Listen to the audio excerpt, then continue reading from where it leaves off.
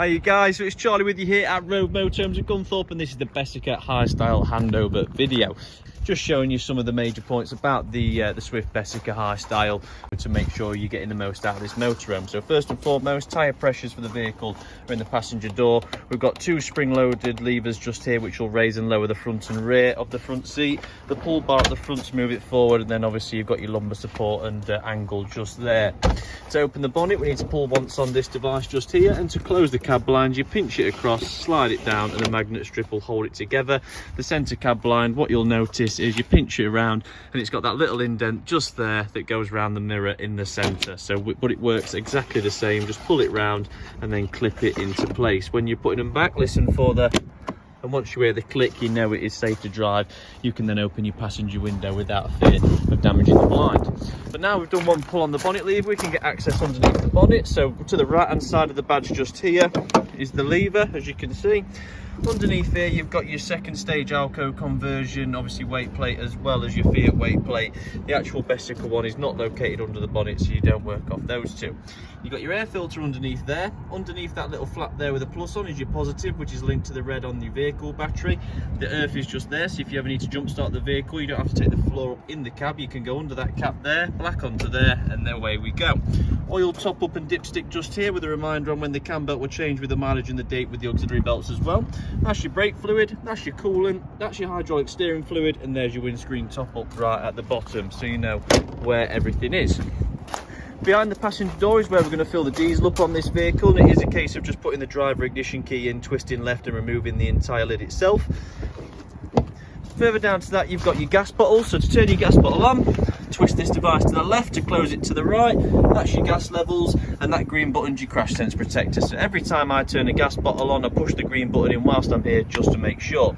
To fill up the gas, that is done here, so you push in and twist, and then you'll fill up at that point just there, making sure that everything's put back on like so. After you're done, you don't have to turn your gas bottle on to fill it. It can be in the off position because it'll be off from when you're driving. Leave it in the off position, you can fill directly up from there without turning that on. Further down to that you've got your barbecue point, which is a twist and go, plug on to the end of it, that feeds directly off from there. You've got your external power, that is powered by the hookup lead, so we will need the hookup in to use that. And then towards the back we've got the access underneath that rear bed, which you can see just here. You've got the awning wind out tool, awning strengthener in the centre there. You've got the carpets for the vehicle, the spare infill obviously for the front as well, and the table's actually stored under here too, all nice and easy. The Audi boiler isn't quite at this hatch, I'll show you that as we go around. Now at the back there's nothing but your reverse and rear view camera, which again are adjustable, so just push them into the position you desire most. The toilet cassette has a so lift and pull, take it out, empty it out, twist that end off like so and tip out. Then obviously put some blues in here, fill it back up, spin the cap on, twist it back round, lifting the cassette up, putting it directly back into there. Push down, just make sure that orange lever is behind there and you're ready to go. Further down to this we've got an external shower point, cold feed water only, directly from the cold water tank, and it uses the internal water pump, so make sure the water pump's on the control panel if you do want to use that. Hook up further down to that, it's going to power your high powered things in the vehicle, such as the battery chargers, your fridge, your heating, hot water, and potentially even electric hot plates as well. In this cupboard just here should be the hookup lead, there you go, there's your external shower just there as well, and there's your submersible pump plug-in just to go with it. The reason for that is obviously where I've got the hose pipe filling in, you can also have an aqua roll and a submersible pump with a plug next to it, which is why those gummins are in there as well. Further down to that, we've got the Audi heating boiler flue, so obviously this here is just an exhaust. This is going to come on when we're running the Audi heating system on the gas, or gas and electric, so just make sure we don't block that up. Externally that's about it. When I go to the inside I'm just going to bob it on 0.5 times zoom so you can see a lot more. With it being a tighter space to work with, just means I don't have to focus too much obviously on where the camera's pointing. Obviously awning lights on there, really nice. Stepping in then, I've got my rags out ready to do the floor look. So stepping in, control panels number 1, tap to wake up, click home, that's your home screen. Internal temperature, external temperature, humidity in the air, date, time, leisure battery, vehicle battery. That's all the levels up at the top. We can turn the water pump on and off like that. We can turn the awning light on and off just like this. We can dim all the lights by using this here, dimming the LEDs up and down for the front and rear of the vehicle. Power, we can go into here to see how much solar charge we get in, how much is going to the vehicle battery, how much we've got in the leisure battery, and we can select different batteries for charging. So we've got the hookup lead in at the minute, which is charging our leisure up. If obviously I wanted to, I could click that button and swap it to vehicle to charge the vehicle for me. If I click across there, is that doing anything? I don't think it even does anything. Click home. Then we've got water. So click on your water, that's going to show us your freshwater levels, your wastewater levels. It's also going to where we can turn the tank heaters on and off down here. We've got the level alerts, we've got frost alerts, empty fresh and empty waste as well. So because we've obviously got electronic valve connectors on the fresh and waste, we don't have to go outside to drain the fresh and waste water off. We just click empty fresh, empty waste here, electric valves open and dump all the water out. When we go back then, you've got your heating. Now your heating is controlled here and here. I'll show you how to control it on here. It's now integrated into this, so basically you can change your air temperature. You can put that all the way up if you want to. If we keep going on, look, all the way up to 30. Water, we can turn that on here. We're better off using it over here, to be honest with you, by clicking that button up just like so, but I'll show you that in a minute. But basically, you can see now water's now on boost, correlating with what we've got on there. Clicking the home button, we've then got the settings. So in the settings, we've got the date, we've got the time, we've got Bluetooth pairing, so you can control all this on your phone, display brightness, screen timeout, key beep on and off. You can delete some of the previous devices if you want to connect new ones. Really nice and simple stuff all in all. When you come in and out of the motorhome, you will need to use this on and off button to turn the panel and power on and off. Over here is your Aldi heating. Now this is dark mode. Tap to wake up, and you've got the temperature of the heating, hot water, electric and gas. So heating, simply tap to select your exact temperature. Same with the water, you've got on and off. So boost, well, all the way up is 70 degrees hot water, and then you've got nothing. So it's either 70 degrees or not. You then have got to tell it what power you want to use. So you've got 1 kilowatt, 2 kilowatts, 3 kilowatts. Gas, yes or no. If the gas flame is green, it's because you're using gas. If I tap that, it'll go the same blue as these buttons here to indicate we're not using the gas. If I wanted to just use gas and turn the electric on, I'd just keep clicking minus until the electric's off. So you can use gas on its own, electric on its own, gas and electric mixed, or you can use electric 1 kilowatt, 2 kilowatt or 3 kilowatt. It's completely up to you. In the settings then, we can have a night mode set, so obviously we can set a time it comes on in the evening where it quietens the pump down, quietens everything down. We've got the brightness of the screen, we've got the priority, electric or gas. On this one here, you've got your backlight and screen backlight and brightness. Day mode, look, just up here, so you can set timers. So in the daytime, you want to make sure it never drops below a certain temperature. Timers are just down there if you want your heating and hot water on a timer. And if it's grey, it's because it's not a part of this specific panel, as you can see. Going down, we've obviously got this one here. So all this is essentially temperature offset, is just because after so long the thermometers will start, you know, not being 100% accurate. So what you might find is you'll set your motorhome heating to 30 degrees centigrade. It'll say on there, yep, it's at 30 degrees. You'll check on here and this might say, no, it's actually at 26. So then you need to go on here, onto here, temperature offset, -4 degrees on the heating, because you know when that thinks it's 30, this is actually saying, no, it's 26. So we need to offset it by 4 degrees to make sure it does get to 30, and which is what the offset's for. So you can basically recalibrate your own sensors. You've got altitude, obviously because it's a liquid system, if you go in the Alps and things like that, the altitude is going to change the pressure. So we need basically anything above 1,000 meters, we need to turn that on. Obviously we've got the noise. We can turn it on and off, so when we're talking, delayed starts you can have as well. You got circulating the pump there, that's more for engineers when they're topping up your Aldi heating liquid. Reset, you've got exit, you've got language, service information, installed accessories down there as well, and then you're back to the beginning. So that's your heating, hot water, and then you've got your Truma Aventa air conditioning unit. Now holding the on button in the middle is then going to turn the screen on. They do need a little bit of startup time with them. There we go, so that's come on now. Obviously mode at the minute, I don't know if you can see, but it's on a snowflake. If I click mode, it goes to heating, and then I've got auto, which is both. Then I've got just fan. So we'll keep it on cold. We can adjust the temperature with the plus and minus. You can, it's really kicked in now. Then obviously we've also got the settings down at the bottom. This one here reconnects the remote by infrared if it's not been on for a while. You can turn the lights on by clicking that button just at the bottom left corner, which I just did then, and now, it's not coming back on. Come on. I just need to collaborate it again or something. I think it's because it's doing its startup process, because it's flashing at me to say hang on, because it did that when I turned it on. But you can turn the lights on and off with that switch there. There's two LEDs which you just saw, just run down here on either side. Then you've obviously got timers, so you can set the timer on or off, hours and minutes, timer being up there, and then your night mode's there, which just slows the fan speed down to make it much quieter. So at the minute we're on full fan speed. To change that, click the fan there, down to 1 fan speed, 2 or full. And then obviously your temperature on the side. To turn it off, click the off button and just allow it to shut down by itself. It will take a second or two. The longer it's been on, the longer it'll take to turn off. And then we're on to the fridge. So we've got the fridge just here, as you can see. Getting nice and cold in here now, which is nice as well. Yes.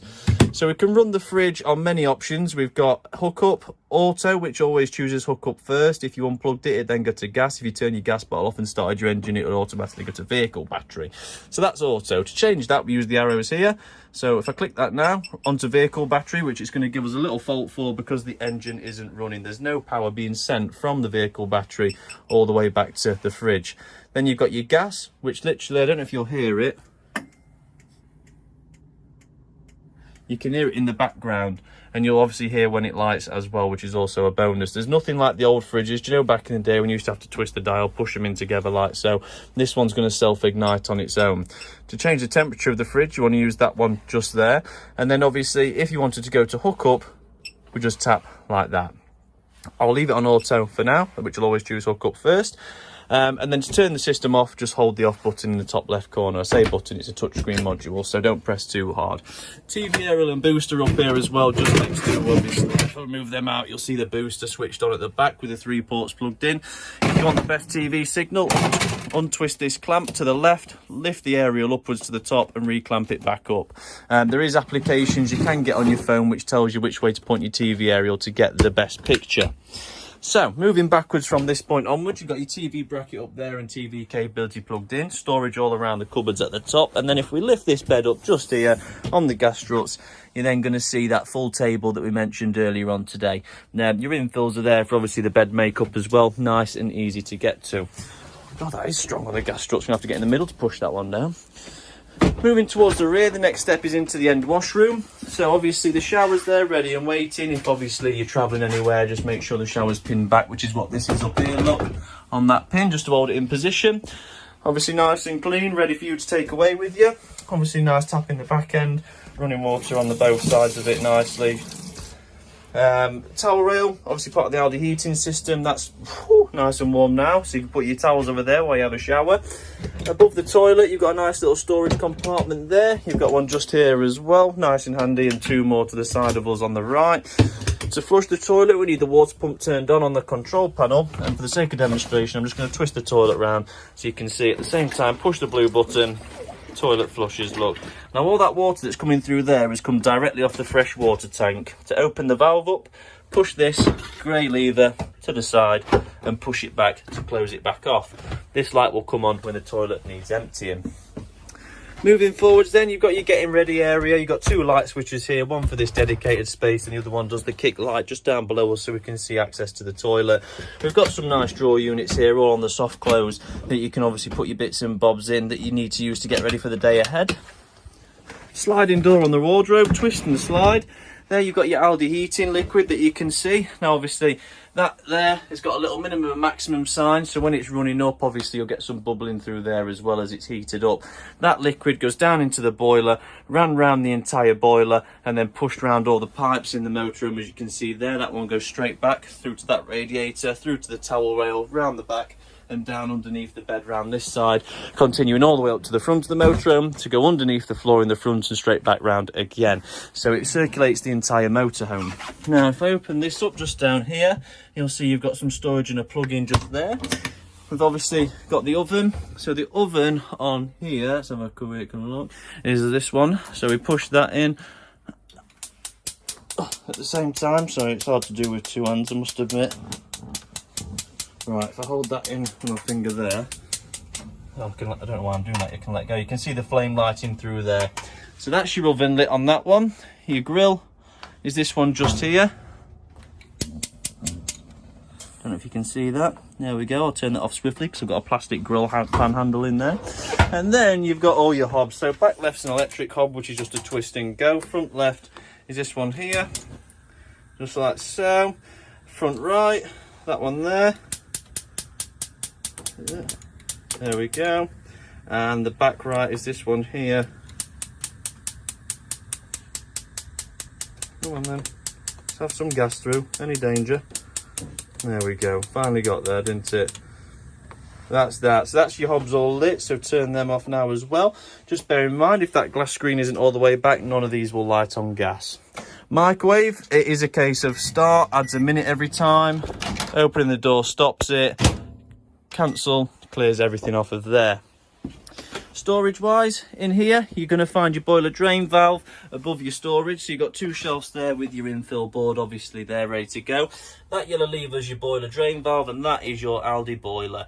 So essentially what we need to do is we need to lift that yellow valve tap vertically, and that is going to drain all the water out the boiler. So if we lift that vertical, go to the control panel, click the water, empty, fresh and waste, open all the taps up.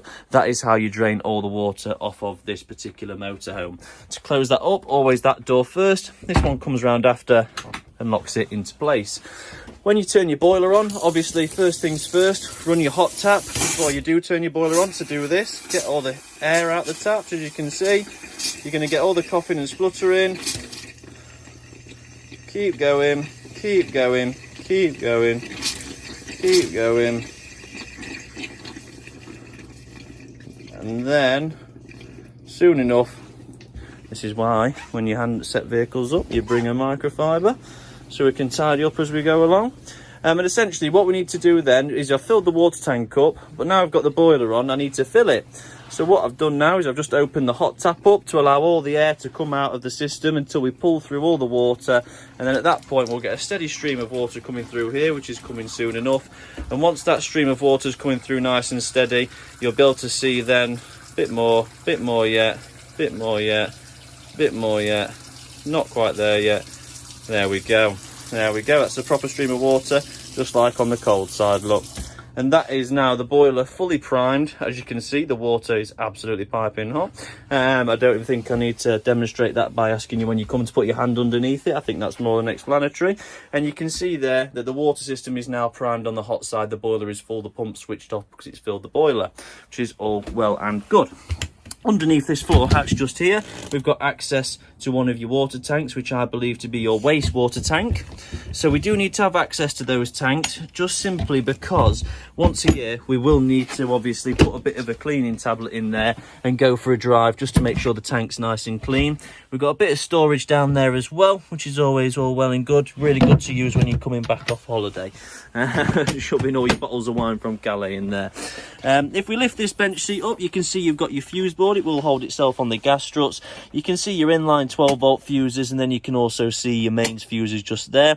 You've got an isolator for your boiler at the top right, and your charger just there as well. To shut the entire system down, click this button, and to find out which circuit does what, please look at the diagram above. That comes back down then, and then lifting up the other side only slightly, don't want to touch that, you're going to see your water pump and obviously leisure battery as well. There's obviously the water fill up. You can see the hose pipe in that fills up the fresh water tank, which means that black one is your fresh water. Water pump next to it. I have batteries down there, and you can see the leg steadies on the actual sofa cushion itself, because we know these pull together, the legs fold down, and that's what's going to create the bed in the front. Lights are dimmable with the twisters on the back of the lights. Storage over in the cab. Skylight wise, I've already done this to double check. So that locks it, that unlocks it. So unlocked towards the front, twist this round, and then we want to spin it clockwise. And as you can see, roof starts to come up, and then you get a nice breeze coming through. Got access there, you can see your aircon, you can see your obviously solar panel, TV aerial as well. But yeah, so nice and easy. And then on the winder, back down. Then once it's down to this position, hook it straight over. Light switch for the centre lights are all in the centre, and you've got more storage over this door just here. But guys, we hope you enjoy the motorhome. We hope you get plenty of use out of it.